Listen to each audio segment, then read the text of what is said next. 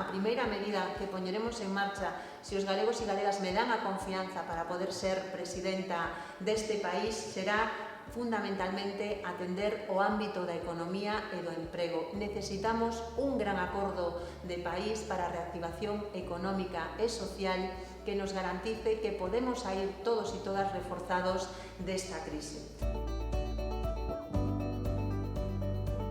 O próximo 12 de xullo temos a oportunidade de facer algo diferente e novo que nos permita enfrontar con garantías un escenario tan difícil donde non vale repetir receitas que xa fracasaron e onde non podemos seguir cun goberno fosilizado que se queda na política de botar balóns fora e que non ten ningún tipo de capacidade para liderar os cambios que necesita o noso país.